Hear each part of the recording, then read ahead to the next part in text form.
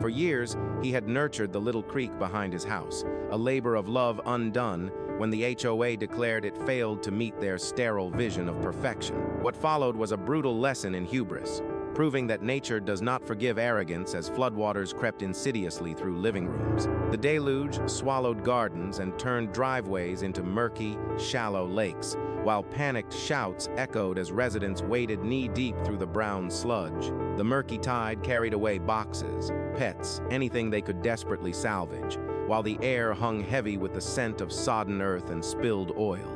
And there, at the heart of the chaos, stood Devin Rucker, barefoot in the ruin that was once his backyard. His gaze was fixed on the concrete wall that had unleashed this devastation, the very wall the homeowners association had sworn would beautify the neighborhood. Now, it stood as a dam, a monument to human error that had turned 27 houses into swamplands, and the reporters arrived long before any county trucks. Their cameras swept across the submerged lawns, the destroyed furniture, and the residents weeping on their porches, where one soaked woman screamed at a news crew. "We warned them. We told them this was going to happen." And in that instant, the narrative shifted from mere property damage. It transformed into a story of arrogance, of negligence, and of how the vanity of a select few had managed to drown an entire community. Devin remained silent that day, a solitary figure in his drenched jeans, his hands clenched into trembling fists. He watched the current steal his lawn chairs, a grim reminder of the warnings he had issued, the emails he had sent, the maps he had printed. And yet, they had dismissed him, the very same people who had once belittled the creek as nothing more than a ditch. But before the deluge, before the cameras arrived, before the accusations and the lawsuits, there had been tranquility. It was the kind of peace you never appreciate until it is violently taken from you. The creek was modest, but it was vibrant, its gentle trickle, a soundtrack to quiet mornings. You could smell the fresh-cut grass after a rainfall and see the distorted reflections of children skipping stones across its surface. While their parents exchanged pleasantries over fences, Devin maintained it year-round. He wasn't compensated, he simply cared. He often said it was what allowed the neighborhood to breathe, and a few of his neighbors, like Norma Blanchard from 3 doors down, would thank him for it. She frequently brought him iced tea on summer days as he cleared weeds from the bank, and Eddie Granger, the retired mechanic, had even helped him construct a small footbridge for the local kids. The creek was a quiet thread that connected them all, and no one ever saw it as a problem. That is, not until Margot Leary arrived. Margot possessed a talent for turning everything into a polished, formal business meeting. She was confident, poised, and utterly obsessed with perfection. Within months of her election as HOA president, the letters about curb appeal began to circulate. Mandatory improvements were listed.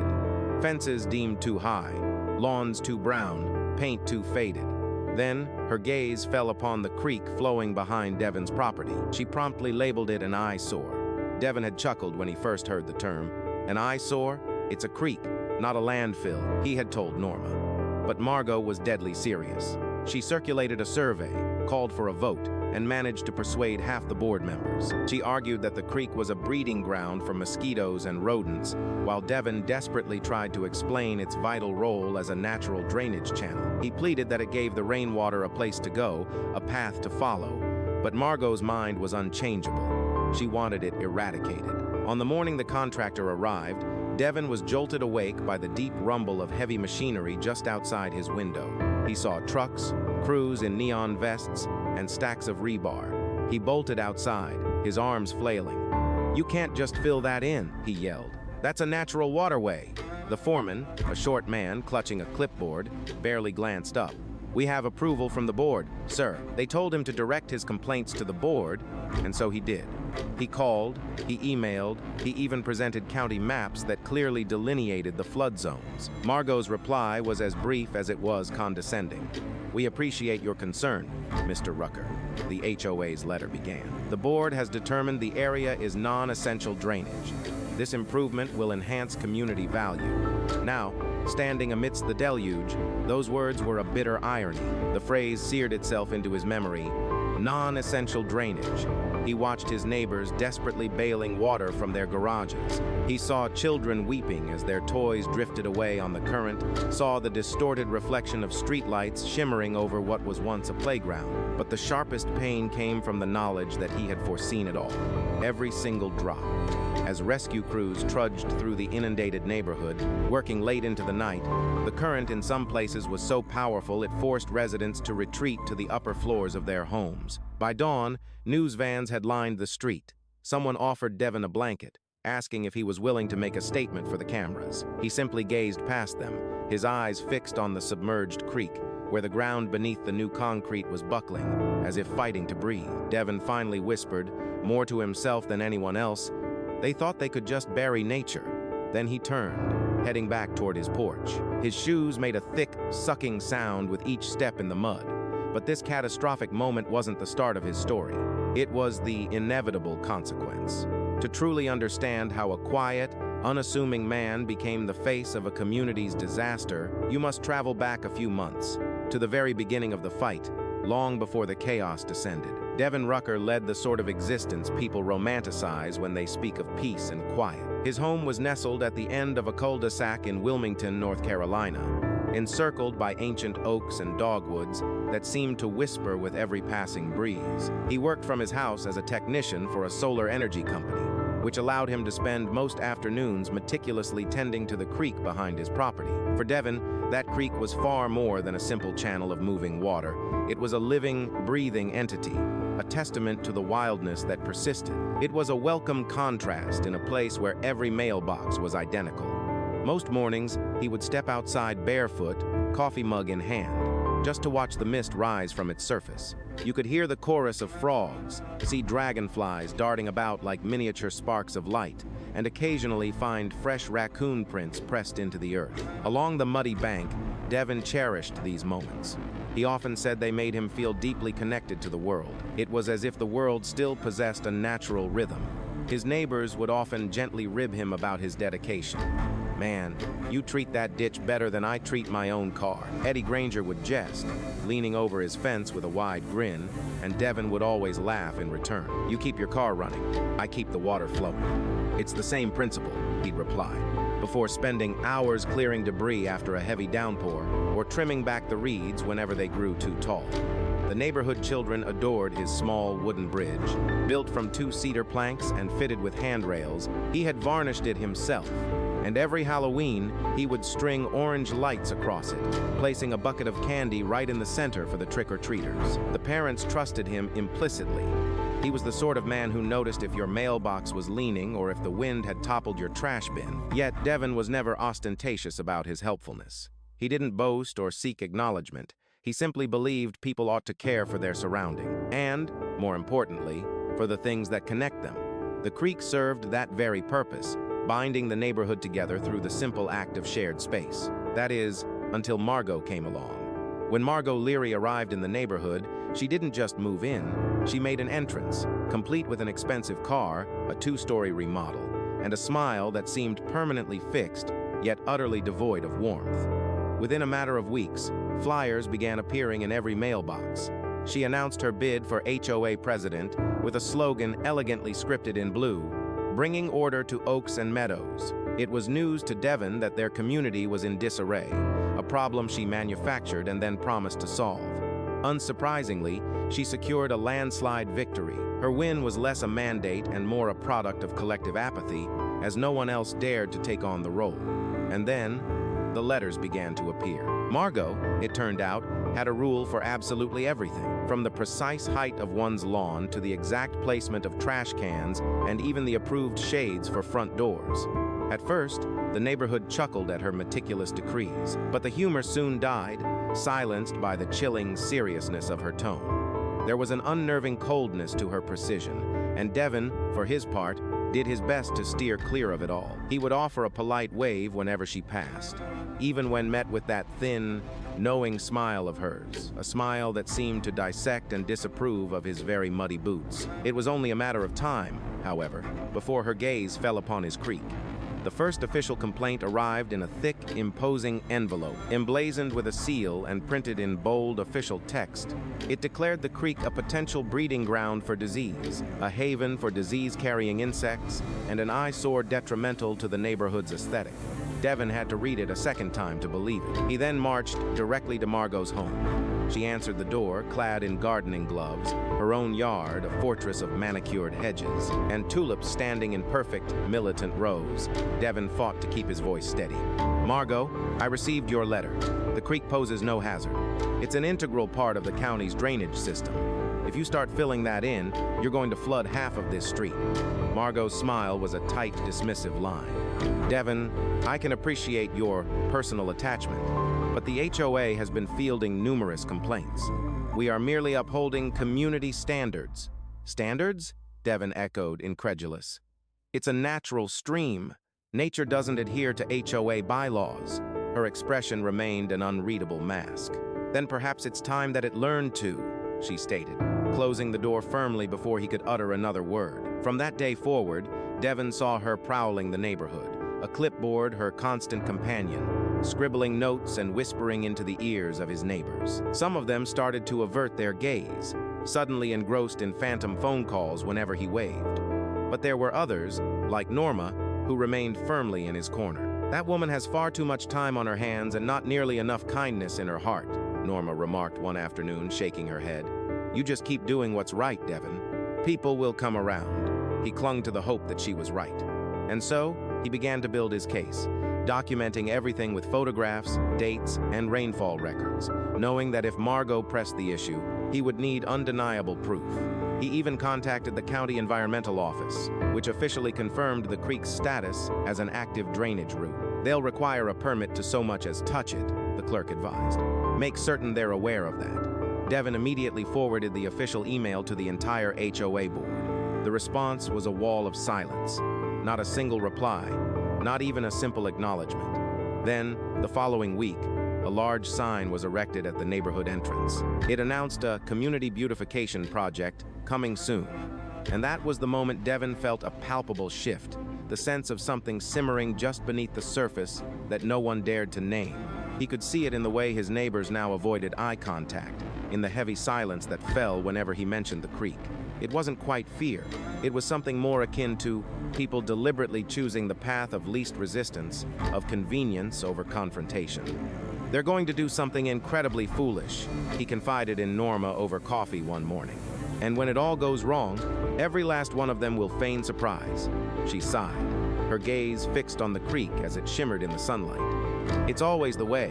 No one ever listens until they're standing ankle-deep in the consequences of their own mistakes." But even then, Devin couldn't possibly have known just how prophetic her words would be. Not yet, because on the day the heavy trucks finally rolled in, the disaster he had warned them all about was already irrevocably set in motion. The initial meeting concerning the creek project had been held in Margot Leary's own living room one Wednesday evening. She had arranged bottled water with calculated precision. Along with gluten-free cookies and a tidy stack of typed agendas, Devin found himself seated opposite her, at the far end of a long, imposing dining table. His folder filled with damning photos and printouts, while the blinds, half drawn, cast long shadows across the room. The low hum of her air purifier was the only sound in the tense silence as residents filed in, some intrigued, others wary. Margot presided over the head of the table, radiating her usual brand of authority, her posture as sharp and unyielding as her words. "Thank you all for coming. As you are aware, we have received a number of complaints concerning the creek that runs behind the Rucker property. We have reason to believe it is a major factor in our mosquito problem and is actively lowering our property values." Devin leaned forward, cutting in, "Hold on, Margot. The way you say that makes it sound like I own the creek. It's county property and the natural drainage for this entire neighborhood. If you dam it up, you're inviting a flood." A few residents exchanged uneasy glances, some shifting nervously. Margot didn't even blink. "Devin, we have reviewed your points, but let's be perfectly honest. That waterway is an eyesore, and it overflows its banks every single year, and you have been maintaining it yourself without any authorization.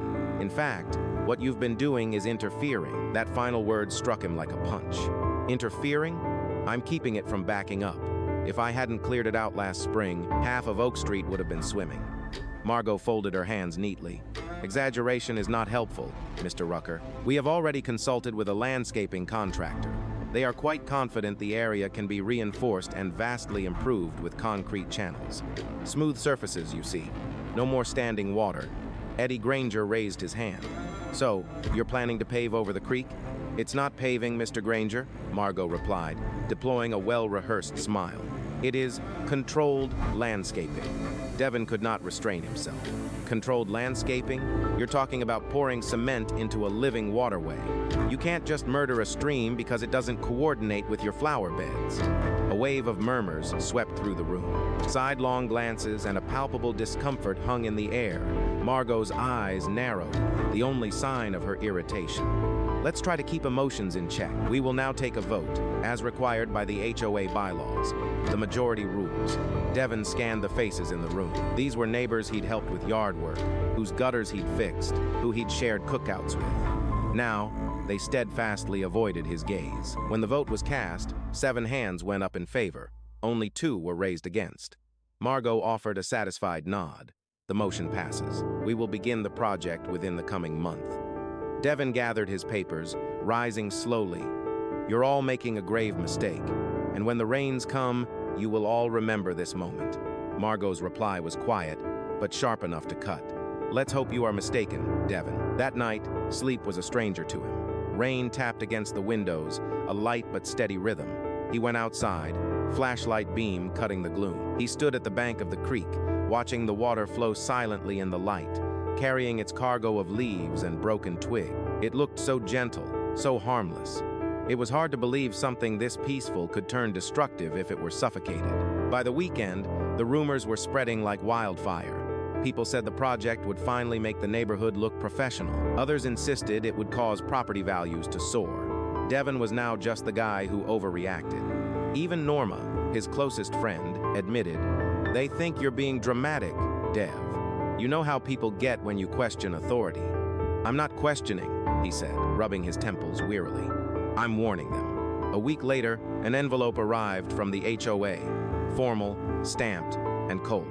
It read, "Dear Mr. Rucker, due to your continued interference and unauthorized maintenance activities, we hereby request that you cease and desist. All work in the vicinity of the creek is to cease effective immediately.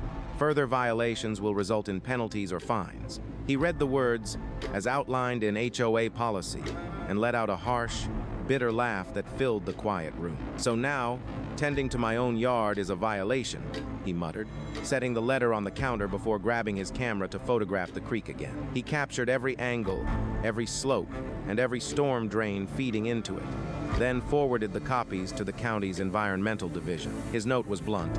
"They are planning to fill this without a permit. Please advise." The county's reply came 2 days later. "We are reviewing this case. Construction should not proceed without the proper authorization." He printed that email and personally delivered it to Margot's mailbox. By the next morning, it had simply vanished. It was not acknowledged, not mentioned, just gone. Devin's frustration grew with each passing day, and he felt the tension every time he walked outside. The stares, the hushed whispers, the HOA meetings that grew colder still. He wasn't even invited to the next one. A neighbor informed him, "They're calling you the problem guy. Margot is telling everyone you're trying to make her look bad." He sighed. She's doing a fine job of that herself. Still, he refused to stop. Devin began calling local offices, asking pointed questions about drainage law. He questioned permits and flood risks, and a county hydrologist told him, if they pour that concrete without redirecting the flow, the water is going to find its way back, possibly into people's homes. That single, ominous line echoed in his mind. Water always finds its way back. He printed that sentence too, highlighted it, and posted it on his fridge as a constant reminder. Margot, in the meantime, was preparing for her triumph, circulating flyers for the community improvement project. They were complete with mock-up photos of clean, paved paths and landscaped greenery. People were smiling again, ready for a change. They didn't realize what kind of change was truly on its way, but Devin could feel it, like pressure steadily building behind a dam. It was silent but felt unstoppable, because he knew that once the first truck arrived, there would be no going back. The trucks arrived early, far too early for a Saturday morning.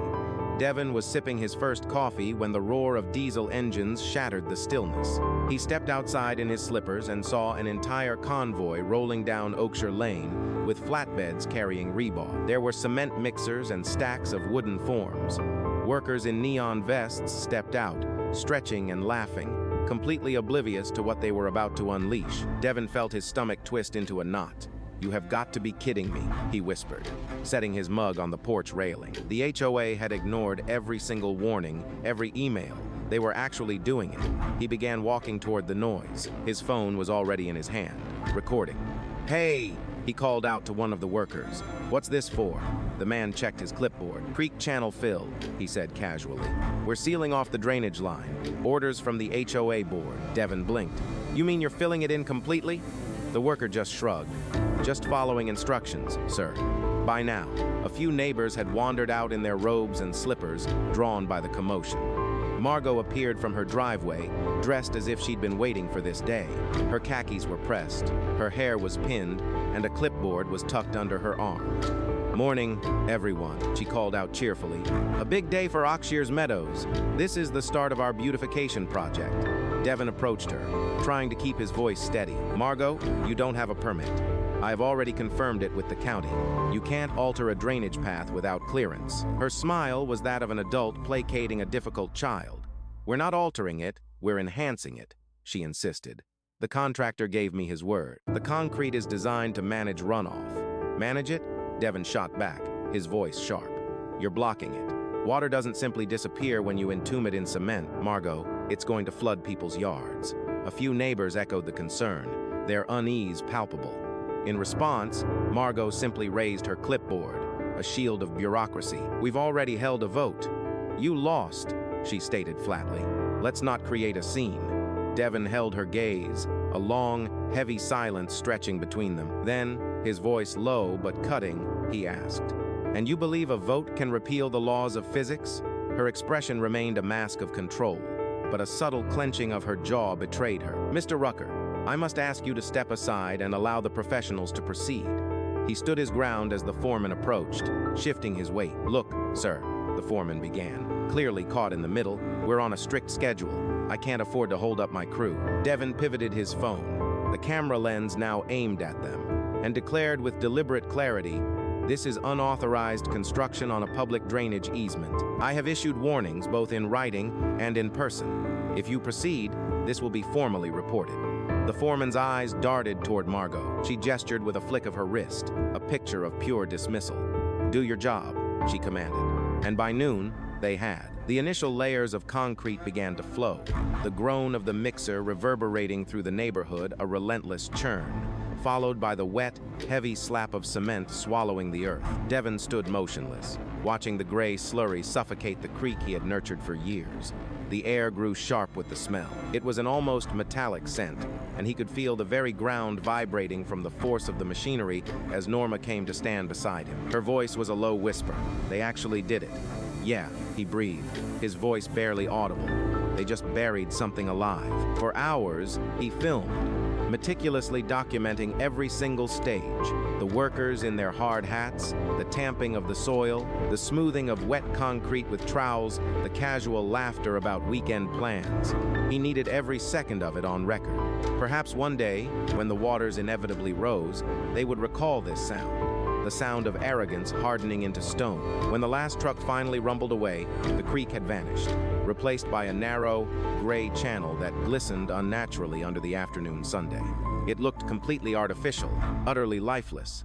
Even the birds seemed disoriented, circling above before finally abandoning the area for the woods. That evening, Devin sat on his porch with Norma and Eddie, the three of them just staring into the encroaching twilight as a heavy silence settled between them. Eddie was the first to speak. "It looks clean, I'll give her that. But man, that just ain't right." "It's not," Devin replied. "You block water, it finds another way. It always does." That night, he sent all his footage to the county. He attached the timestamps and copies of his correspondence with the HOA, his email concluding with a stark warning. "This will cause flooding. Please intervene before it is too late." 2 days later, an automated reply landed in his inbox. "Your complaint has been received and will be reviewed." Weeks bled into one another. Nothing happened. Margot, meanwhile, paraded around as if she were the neighborhood savior. She even orchestrated a ribbon-cutting ceremony for her community restoration project, complete with balloons, refreshments, and a grand banner that read, Oaksia Creek Renewal. Devin didn't go. He watched from his porch as families posed for photographs. They smiled beside the concrete trough as if it were a new park attraction. Norma shook her head. They're celebrating a time bomb. Yeah, Devin said softly. They just can't hear it ticking yet. And in the weeks that followed, he began to notice the small thing. Puddles that lingered for days after a rain, a faint, persistent scent of mildew hanging over the lower yards. The very earth itself was no longer breathing the same way. But the subject was taboo, a collective secret buried until one mid-August night, when thunder began to rumble over Wilmington. And when the first drops fell, they were heavier than anyone could have imagined. But by then, the terrible deed was already done. What had begun as communal pride was about to sour into sheer panic, and no one was prepared for what the storm would truly unleash. For a few deceptive weeks, a facade of normalcy held. The new concrete channel gleamed under the sun, and Margot Leary paraded through the neighborhood like a queen. She was inspecting her victory, even penning a triumphant article for the community newsletter titled, A Fresh Look for Oakshire Meadows. The residents showered her with praise, admiring the neat, uniform, and controlled landscape. No more overgrown grass, no more droning insects, no more chaos. Devin, however, remained silent, a tempest of anger brewing inside him as he walked the sealed creek bed day after day. Camera in hand, he documented everything, noticing the subtle warnings others chose to ignore. A faint crack forming where concrete met soil. He saw small puddles of rainwater that lingered for days, patches of grass turning a sickly yellow, and even the air itself smelled different. It was damp and stale. Nature was screaming in protest, but no one was willing to listen. Let it go, Dev, Norma urged one afternoon on her porch. They won't listen until they see the disaster with their own eyes. He grimly shook his head. By then, it'll be too late. You can't stop water, you can only try to guide it. They think they're in charge, but they're not. Norma handed him a glass of iced tea. Sometimes, she said softly, people have to feel the pain to learn the lesson. He sighed, his eyes scanning a sky that had grown heavier lately. It was a sticky, humid air, the kind of oppressive heat that promised a violent storm. That weekend, a few kids were playing basketball near the cul-de-sac. When their ball careened into the concrete channel, one of them climbed down to fetch it. It's completely dry, he yelled up to his friends. Slapping the concrete floor, he added, feels strange, like a parking lot. Devin watched from his porch, a knot of dread tightening in his gut. Tell your folks to keep you out of there, he shouted. The boy nodded and scrambled back to his friends, but Devin knew that barren surface wouldn't stay dry for much longer. He spent the next few days poring over his files. He reviewed every email, every photograph, every single timestamp. The folder on his desktop was ominously labeled HOA Creek Violation. He wasn't planning to sue, he just wanted the record to be straight when the inevitable finally happened. The county, however, still hadn't responded. Beyond a single automated message, there was only silence. He called again, waiting on hold for 40 agonizing minutes before finally reaching a clerk named Peter Lang. Mr. Rucker, yes, we have received your file, Peter said, his voice dripping with exhaustion. But there's a substantial backlog of environmental cases. Unless there's an immediate danger, it's going to take time. Devin rubbed his throbbing forehead. So you're telling me they can block a vital drainage system and our only recourse is to wait for imminent danger? Sir, I understand your frustration, Peter replied mechanically. But there are procedures. We will notify you if an inspection is scheduled. Devin hung up the phone without another word. Procedures. That was the word people hid behind when they refused to accept responsibility. Later that very evening, Margot stopped by. She stood at the edge of his lawn, hands planted firmly on her hips, her voice a calm but razor-sharp weapon.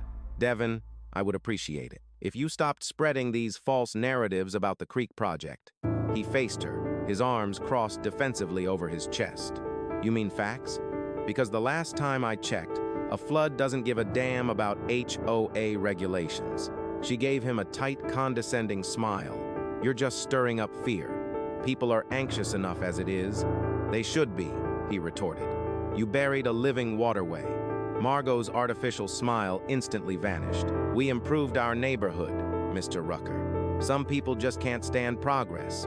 She turned on her heel and walked off before he could utter another word. That evening, Devin created a personal video log, a stark message for the future. He sat at his kitchen table, his gaze fixed directly on the camera's lens. The date is July 29th. It has been 3 weeks since they filled the creek. The rain has been gentle, yet the ground remains saturated. If this approaching storm strikes with its full force, oaks and meadows will be submerged. I'm documenting this because when the disaster unfolds, they will inevitably claim that no one saw it coming. He shut the laptop, his eyes drawn to the window. The sky was awash in that eerie, golden hue that so often precedes a violent summer storm. It was a sight both beautiful and unnerving. Far off, thunder rumbled its low, menacing warning. The following days passed in a state of quiet, restless anticipation. Life went on with a deceptive normality. Cars were washed, lawns were mowed, barbecues were planned. Margot even held a garden tour for the members of the HOA. She proudly guided them past the newly sealed creek. "It looks so professional, doesn't it?" she beamed, posing for the photographs. Devin, however, remained at home that day. He sat on his back porch, feeling the wind gather strength, listening to it whisper through the agitated trees. The very air crackled with an electric charge. The first raindrops fell that evening, light and seemingly benign, but the weather forecast had taken a grim turn. A tropical system was surging inland, far more rapidly than predicted. By midnight, the rain was a steady downpour. By morning, it was utterly relentless. The sound of water relentlessly pounding his roof and thunder cracking across the horizon jolted Devin from his sleep. He made his way onto the porch. There, he saw pools of water already collecting where the lawn once drank the runoff. A quiet, grim whisper escaped his lips. "Here it comes," he murmured. But he couldn't possibly know that this storm was about to do more than just vindicate him. It was poised to annihilate everything. Everything the HOA believed they had so carefully constructed. By the dawn of the second day, the sky had shifted to the color of sodden ash. The deluge never ceased. It merely altered its temperament. At times, it fell in curtains so dense that a neighbor's porch would vanish from sight. At other moments, it would soften, feigning a reprieve, only to lash out again with twice the fury. Throughout oaks and meadows, gutters on every home surrendered, overflowing as water cascaded down driveways and began to pool in the yards. It was as if a colossal tap had been turned on and forgotten. Devin Rucker stood at his window, watching the storm methodically build its case against them. He knew instinctively that something was terribly wrong. The water in his backyard wasn't receding. It was climbing, a slow but certain ascent, a steady swell that first claimed the legs of his garden chairs, then began to lick at the steps of his porch. He pulled on his boots and a raincoat and ventured outside. The rumble of thunder overhead sounded like a final, dire warning. He grabbed his phone and started recording. "This is precisely what I predicted would happen." He spoke grimly into the device. "The drainage is completely overwhelmed. The water has no escape." Further down the street, Norma had also emerged. She was desperately clutching an umbrella that the wind had turned inside out. "Devin!" she screamed over the gale. "The Granger's garage is taking on water." He waded through the knee-deep torrent to reach her, and the scene before him froze him in his tracks. Eddie Granger's driveway had become a raging riverbed. Water surged toward the street but found no outlet. The new concrete channel, Margot's prized beautification project, was completely submerged. It was invisible beneath the churning, brown torrent. Eddie was framed in his doorway, yelling to be heard above the tempest. "It's pouring in through the vents. My tools, all my boxes, they're just floating away." "Kill the power," Devin yelled back. "Go turn off your main breaker, now." As Eddie vanished back inside, Norma fought to keep her footing. The current had gained a dangerous strength. It pulled and tore at her legs. Devin seized her arm, guiding her toward the relative safety of higher ground as shouts erupted from all around them. The sounds of slamming doors, wailing car alarms, and the frantic barking of dogs filled the air. And then, in a brilliant flash of lightning, Devin saw it. The concrete channel was beginning to crack. The water surged against the concrete, a caged beast clawing for freedom as chunks of earth tore away at the seams. This creek was far from dead. It was waging war. Margot's shrill voice suddenly sliced through the mayhem as she stood on her porch, her designer raincoat utterly drenched. Her eyes were wide with frantic disbelief. "Why is it coming up so fast?" she shrieked, as Devin strode towards her, rain lashing his face. "Because you entombed the outlet," he yelled back. The storm drains are overwhelmed. The runoff has nowhere else to go. She shook her head in panic denial. No, no, the contractor said. The contractor is long gone, Margot, he snapped. And this water doesn't give a damn about your vote. Her manicured backyard was already a murky lake, where decorative lights sputtered beneath the surface. She recoiled as one of the lights sparked and died with a sharp pop, just as Devin turned and sprinted to help an elderly couple down the street. Their basement was already taking on water. He plunged into the waste, deep current to reach them, his phone held high, documenting every single step. Inside their home, the floorboards groaned and buckled, while water bled through the walls in dark, creeping veins. Grab only what you can and get upstairs, he commanded them, and don't touch a single electrical thing. Outside, a car alarm shrieked its desperate cry until the rising tide finally choked it into silence. The downpour was relentless, showing no mercy, while the wind howled with a raw fury, ripping limbs from the trees. By mid-afternoon, the entire lower section of Oakshire Meadows had vanished beneath the floodwaters, as power lines sputtered violently before the world plunged into darkness. The only illumination came from jagged bolts of lightning that tore across the gray, churning scum as Devin stood frozen in the doorway of his own house. His chest heaved as he stared out at the ruin of his backyard. The small bridge he'd built for his children was gone, its planks now drifting apart like a fleet of tiny, lost boats. Norma struggled through the water toward him, clutching a garbage bag of salvaged dry clothes. It's a nightmare over by the park. She gasped, out of breath. The playground. It's just gone. He could only nod, words failing him. And then came a sound that would be seared into his memory forever. It was a deep, sickening crack, followed by a rumble that felt like thunder erupting from the very earth. The concrete channel was shattering. A torrent of water exploded through the fissures, carrying massive chunks of cement downstream, as the creek violently carved its path back to freedom. "Devin!" a voice screamed from behind him. It was Eddie, soaked to the bone and shivering uncontrollably. "It's coming up through my floorboards now. My house is finished." Devin's gaze swept across the absolute chaos. Neighbors screaming, wreckage swirling in the current, cars drowned up to their windows. A bitter cocktail of rage and sorrow churned inside him. He had tried to prevent this every single warning, every email, every sleepless night spent worrying. All of it completely ignored. He aimed his camera at the shattered concrete, and raising his voice above the tempest, he began to speak. His voice was impossibly steady, a stark contrast to the chaos.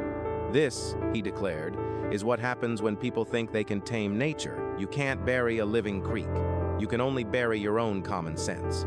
As night fell, the first of the emergency crews arrived in rescue boats. Their searchlights sliced through the deluge, painting haunting red streaks across the drowned streets. One by one, families were ferried to safety, clutching their children, their pets, and the few possessions they could rescue. Devin stayed, helping wherever he was needed. He guided his neighbors toward the rescue boats, and when it was finally his turn to evacuate, he took one last look back at his ruined neighborhood. There, Margot stood alone on her porch steps, drenched and trembling, watching her once perfect landscape disappear beneath the murky tide. For the very first time, she looked utterly small. A rescuer nudged Devin's arm. "Come on, man, we have to go. We've got to move." Devin climbed aboard, his eyes fixed on the churning water that now rushed over the place he once called home. He muttered under his breath, "Told you it would find its way back." But even as the rain started to subside, the true tempest was only just gathering a storm of blame, lawsuits, and a bitter fight for accountability. It was a storm poised to rip their community to shreds. When the downpour finally ceased, a profound silence descended upon Oaks and Meadows like the quiet pall of smoke after a devastating fire. The floodwaters refused to recede, lingering like a heavy, brown shroud, swallowing lawns and consuming driveways, transforming what was once a neighborhood into a scene straight from a hurricane's devastating aftermath. Heaps of ruined furniture lined the streets, waterlogged carpets were draped over fences, and the sickly sweet stench of mildew seeped into every home. 3 days passed. The emergency crews had departed, the county had posted its flood warnings, and the insurance adjusters had started to circle the area like vultures waiting for the inevitable. And that's when the true chaos erupted. Devin Rucker stood at the edge of what had once been his backyard, his boots sinking deep into the thick mud. He could still make out the remnants of the concrete channel, beneath the silt, jagged, broken slabs of concrete jutting out like tombstones. The creek had indeed reclaimed its path, but it had done so at a terrible cost. Across the street, Margot Leary was orchestrating a group of residents, clipboard in hand, her tone as sharp and brittle as ever. "Everyone needs to document all damages for the insurance claims," she announced. "The board will be reviewing every single loss." Devin could scarcely believe his ears. "The board?" he scoffed, striding toward her. "You mean the very same board that caused this flood?" Margot glanced up, her eyes ringed with exhaustion but her posture still defensive. "This is not the time for accusations. We are all victims here." "Victims?" Devin's voice cracked with disbelief as it rose. "You poured concrete into a living creek. I warned you exactly what would happen. You ignored every single warning, and now you're standing here pretending this was some act of God." A small crowd had started to gather. Neighbors, some seething with anger, others shifting in embarrassment, watched the confrontation unfold. Eddie Granger stepped forward, his arms crossed tightly over his chest. "He's right, Margot. We voted based on your word. You told us it was safe." Margot's voice wavered, just slightly. "The contractor gave us his assurance that the design would handle the runoff." Devin produced a folder from under his arm, its pages warped and damp. "I have every email, every single message. You never got a permit from the county. You didn't consult the environmental office. You just decided to bury a drainage line because it didn't align with your precious aesthetic." She stared at him, her lips trembling. "We were just trying to make things better." "Better?" he echoed, incredulous. He gestured wildly at the surrounding devastation. "Take a look around. Kids can't play outside, basements are ruined, and we were without power for 2 days. That's because the transformer flooded. Does this look better to you?" The silence that followed was heavier than the downpour itself. A few residents nodded in quiet agreement. Norma then stepped forward, her voice calm but firm. "Margot, you wanted order. Well, look at us now. We're knee-deep in the very mess you ordered." Margot's eyes welled with tears, but she quickly turned away. "This isn't all my fault," she insisted. "The board approved it. On your recommendation," Eddie muttered. But Devin didn't want revenge. He wanted accountability. "You can't just blame the contractor and walk away from this," he stated. "I've already been in contact with the county again. They're sending an environmental inspector out this week. You might want to get your paperwork in order." Margot froze. "You reported us?" He simply nodded. "I did. Someone had to." Later that evening, a small group of neighbors gathered at Devin's house. Their tone had shifted entirely. The very people who once avoided him were now desperate to talk. "You tried to warn us," one man admitted. "We never believed it could get this bad." Devin poured coffee for them all, replying, "This is the one time I never wanted to be right." He said quietly, "But water doesn't play politics. It simply obeys the laws of gravity." That night, a county inspector named Ellen Pritchard arrived, much earlier than expected. She was a woman in her 40s, practical, wearing waterproof boots and holding a clipboard. "I've seen a lot of flood damage in my time," she said, her eyes surveying the cracked cement, "but this is something else entirely." Devin led her through the ravaged area, explaining what had transpired. Ellen knelt beside the broken concrete, running her hand along its jagged edge. "You can't just block a natural channel without hydrological studies or permits. Whoever authorized this is in serious violation of state law." Margot approached cautiously. "We didn't know." Ellen cut her off. "You should have. These rules exist for a reason. This isn't cosmetic damage. You've redirected an entire watershed." For once, Devin said nothing. He didn't need to. The evidence was screaming right in front of them. Concrete, chunks, standing water, and debris. As Ellen took photos, Margot stepped aside, her face pale. The neighborhood's beautification project was officially under investigation. By the next morning, the news had spread like wildfire, with local news vans parked at the entrance to Oakshire Meadows. Reporters interviewed residents as drones filmed the flooded streets from above. Devin stayed quiet, answering questions when asked, but refusing to gloat. That evening, as the sun sank behind the soggy rooftops, he sat on his porch beside Norma. She handed him a cup of coffee and said, "Feels strange, doesn't it? Being right, but still losing everything." He nodded slowly. "I didn't want to win. I just wanted them to listen." But the flood wasn't the end. It was only the beginning of a fight that would soon reach courtrooms, make headlines, and force every single neighbor to pick a side. By the following week, the HOA's beautification project had become a county scandal. Local reporters kept circling Oakshire Meadows, and a headline from the Wilmington Ledger made its way across the state. Neighborhood faces lawsuit after HOA fills creek with concrete. That was the day Camille Drury called. Devin was sitting on his porch, sorting through a pile of damp insurance papers when his phone buzzed. Her voice was steady, confident, the kind of tone that told you she'd handled much worse. Mr. Rucker, my name is Camille Drury. I'm an environmental attorney based in Durham. I saw the coverage about the creek incident. I would like to meet and discuss what options you and your neighbors might have. Devin rubbed his forehead, exhausted. Honestly, Miss Drury, I'm not trying to sue anyone. I just want this fixed before it happens again. Her reply was calm but firm. Sometimes, the only way to fix a problem like this is to hold people accountable first. They met the next day at Devin's dining table, where papers were spread across every inch of space. Camille was in her late 30s, with clear eyes and a quiet, unflinching way of speaking. She didn't waste words or time. You kept records, she said, flipping through photos. Good. That's half the battle. I didn't plan to be some whistleblower, Devin said, sliding her the HOA letter. I just wanted to take care of the creek. Camille's eyes moved across the document. This letter is completely illegal, she stated, her tone unwavering. They possessed zero authority to order you to cease maintaining a natural drainage route, especially when the county has explicit environmental regulations already in place, regulations they blatantly ignored. Her finger tapped a photograph of the fractured concrete. What they've done here is considered an unauthorized alteration of a protected waterway. North Carolina law is unequivocal on this. The HOA is subject to significant fines, and when that damage extends to personal property, residents are entitled to file civil claims. Devin leaned back, the gravity of it sinking in. So, they actually broke the law. She met his gaze, her expression firm. They didn't just break it, Devin.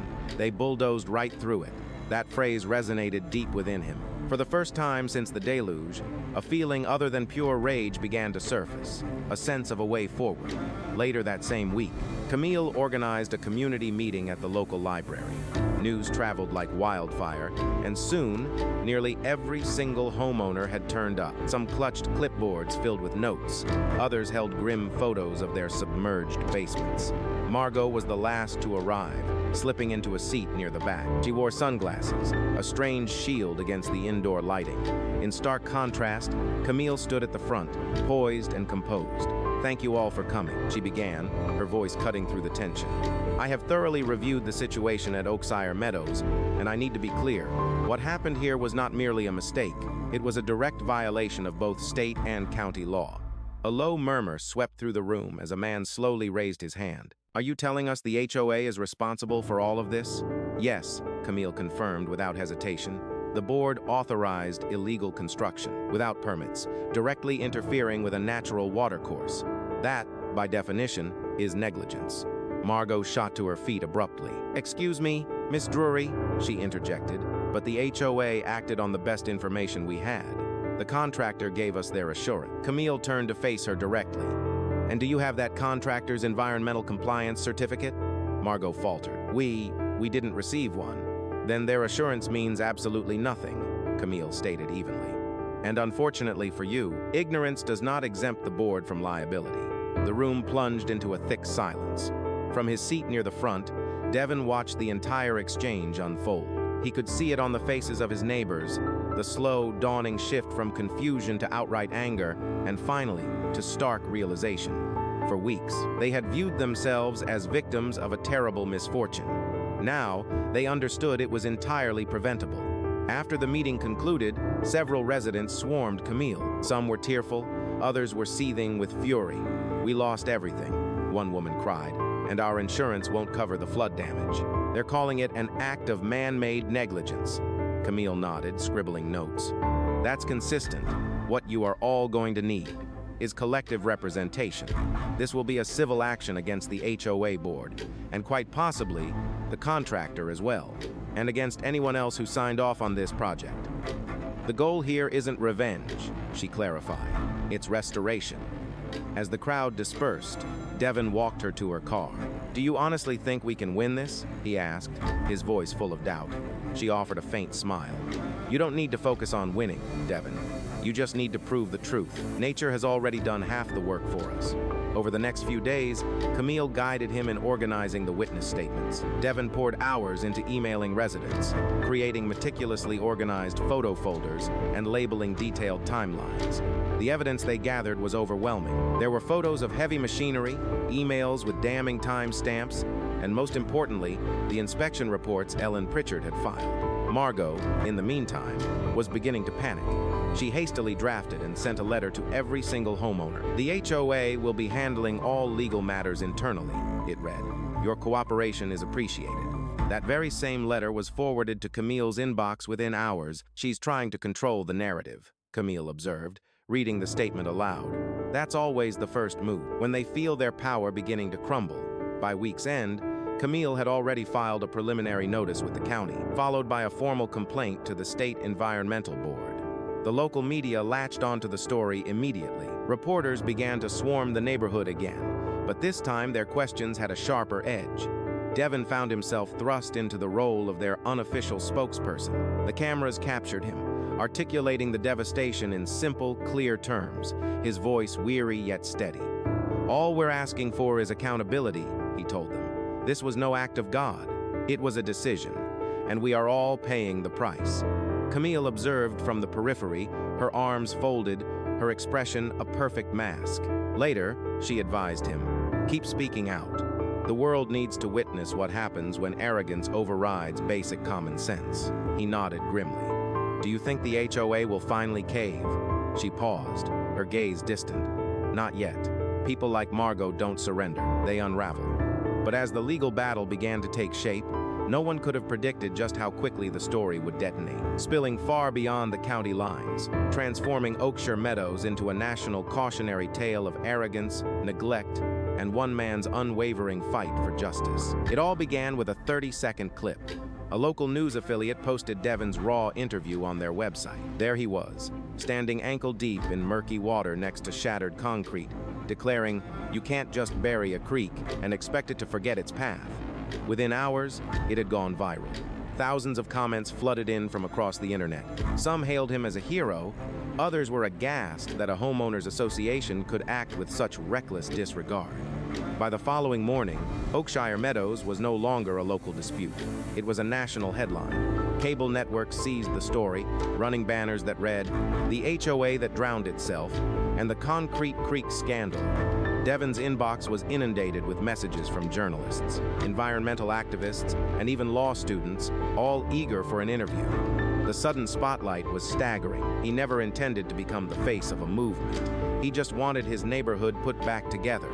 Meanwhile, the residents of Oakshire were descending into a full-blown panic. The community was fractured, half rallied behind Devin and Camille, while the other half just wanted the cameras gone, terrified it would crater their property values even further. Margot Leary's home transformed into a symbol of the entire debacle, immaculate and pristine on the surface, but now besieged by ruined landscapes and the furious gazes of her neighbors. Margot remained secluded most days, and when she did emerge, whispers followed her like a shadow. She had fallen from admired leader to public pariah. News vans camped near her driveway, and drones buzzed ominously overhead. One morning, she attempted to confront a reporter, only to watch her own words get twisted and broadcast live. This community made these decisions as a whole. We did not act alone. The clip went viral all over again, not for the substance of her defense, but for its tone, which reeked of deflection. In stark contrast, Camille managed the escalating publicity with professional grace.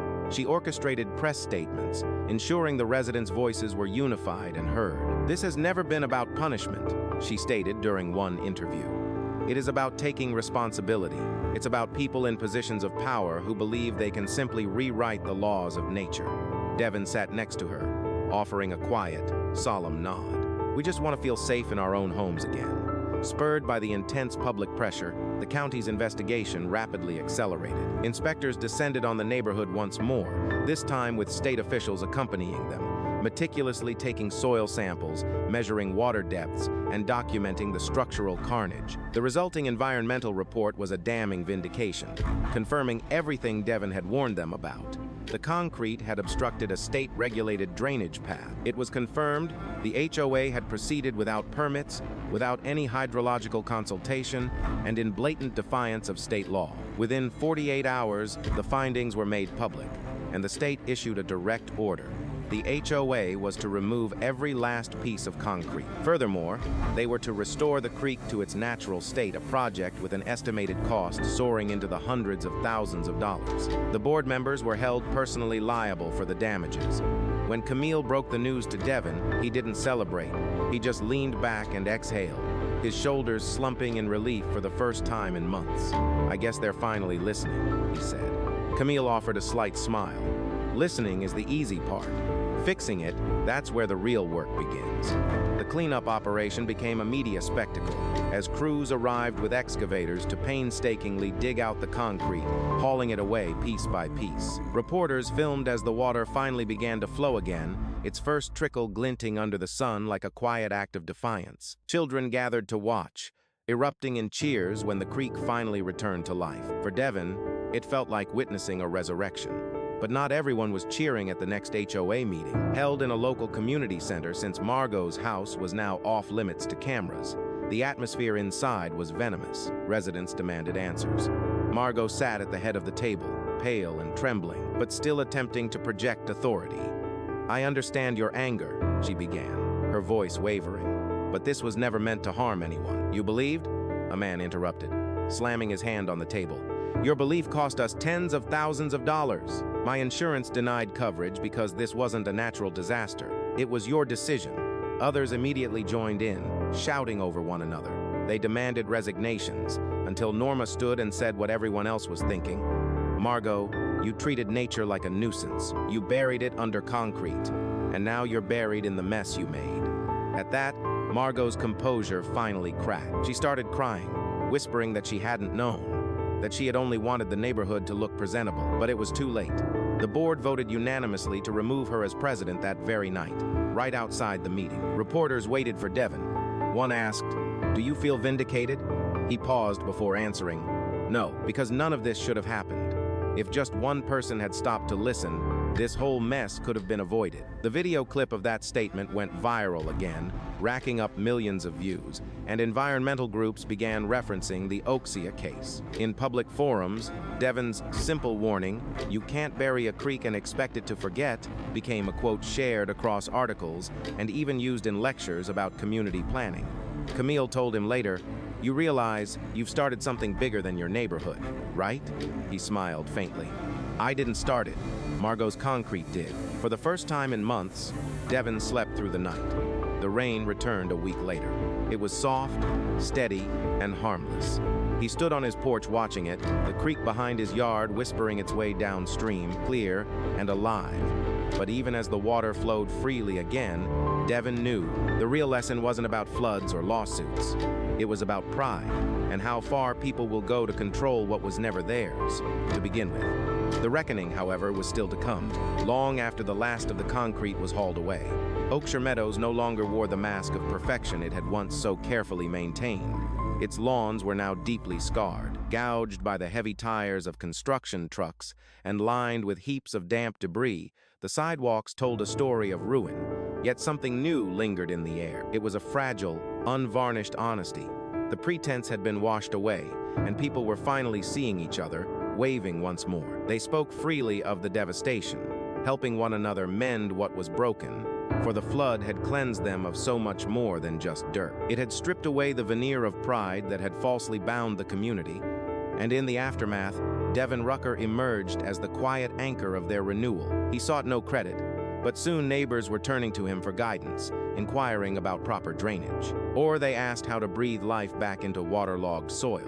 Every morning, he walked the creek, shovel in hand, clearing away fallen branches. He would check the current, watching the water now flowing unimpeded, carrying small leaves downstream as it whispered against the rocks. It was a gentle reminder that balance had been restored. Then, one afternoon, as he worked by the bank, a quiet voice spoke from behind him. "Could you use an extra pair of hands?" It was Margot. She seemed changed, smaller somehow, as if humbled by the weight of her actions. The perfectly pressed khakis and immaculate hair were gone, replaced by worn jeans, a faded sweatshirt, and boots caked in mud. Devin paused, leaning on his shovel. "Are you sure you want to get your hands dirty?" he asked. A faint, weary smile touched her lips. "I think I've caused more than enough damage by staying clean." For a long moment, they stood in silence, the sound of the creek filling the space between them. Then, she knelt, her hands finding the sharp edges of broken concrete in the mud. "I just wanted it all to be perfect," she began. Her voice was barely a whisper. "Everything in my life has been a struggle for order, I thought. If I could force this neighborhood into beauty, I would finally feel like I belonged." Devin observed her for a time, letting her words settle. Then he spoke. "You don't find belonging by trying to control everything around you. You find it by caring for what's already alive." She nodded, her eyes glistening. "I'm learning that the hard way." For the next hour, they worked in a shared, silent purpose, clearing the debris. When she finally left, she offered him her thanks. It was a genuine, heartfelt thanks, along with a promise to aid in the restoration. This wasn't forgiveness, not yet, but it was a beginning. The restoration project stretched on for months, a joint effort of county workers and dedicated volunteers. They painstakingly rebuilt the creek's natural banks with native stones, indigenous plants, and small, thoughtful retaining wall. These changes allowed the water to breathe once more. Devin helped oversee the entire process, with Camille Drury managing the legal coordination. The Homeowners Association, now under new leadership, voted unanimously to dismantle Margot's misguided beautification plan. In its place, they established an environmental committee. At that committee's very first meeting, Devin stood to speak before his neighbors. His voice was firm, yet it carried an undercurrent of profound emotion, the kind that surfaces when you see people finally grasp a truth you have been trying to share all along. "We built this place," he began, "believing we could control every last detail," he said. "The grass, the fences, all the rules, but nature doesn't adhere to our blueprints. It's indifferent to our votes or opinions. It simply is, and when we respect that fact, it provides for us. When we fight it, it reminds us who is truly in charge." A heavy silence fell over the room, punctuated by slow, understanding nods. Tears were being wiped away by others. Even Camille, who seldom betrayed her feelings, offered a faint smile following the meeting. She drew Devon aside. "You should know, I've managed countless environmental cases," she confessed, "and most conclude with nothing but penalties and resentment. But this, what transpired here, it genuinely transformed people." Devin's gaze drifted toward the creek, shimmering far off. Perhaps that was its true purpose all along. Weeks passed, and as the final restoration efforts concluded, he stood beside the reconstructed bridge, built stronger this time with robust cedar planks and steel reinforcements. The children had returned, their laughter echoing as they tossed stones into the rippling water. From her porch, Norma offered a warm wave. In her hand, she held 2 glasses of lemonade. He crossed over, sat beside her, and accepted the drink. "It feels surreal," he admitted, "seeing everything restored after all that's happened." She smiled. "That's the peculiar thing about catastrophes. They certainly tear everything apart, but they also reveal what is truly worth rebuilding." He nodded, his eyes fixed on the sunlight dancing across the water. "Maybe that's the whole point, sometimes. You must lose control to rediscover what truly matters." A few houses away, Margot was busy planting new shrubs along her property line. They weren't perfect, not perfectly symmetrical, but they were vibrant and healthy. She looked up, waving to Devin, and this time, he returned the gesture. The tale of oaks and meadows gradually receded from the headlines, yet its lesson endured, becoming a quiet, persistent warning, a caution whispered in community meetings throughout the state. "Never bury the very thing that gives you life."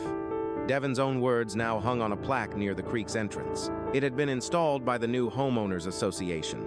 "You cannot bury a creek and expect it to forget the path it was meant to follow." He read the words once, a small smile forming, and continued his walk, the sound of flowing water trailing him like a faithful old friend. Then, as if addressing the viewers of his story, his voice echoed in soft reflection. "People are always talking about control, about keeping everything neat, orderly, and safe. But control is nothing more than an illusion. True strength lies in balance, in knowing when to steer and when to simply let go. Remember that. Remember it the next time you believe you can outwit nature or people." His gaze fell upon the creek once more, then drifted to the neighborhood beyond it. Scarred, yes, but still standing. And if this story has taught you anything about pride, about patience, or the price of ignoring the natural order, then hit that subscribe button. Because sometimes, the most profound lessons are not found in book or in speeches. They arise from the water that simply refuses to be still.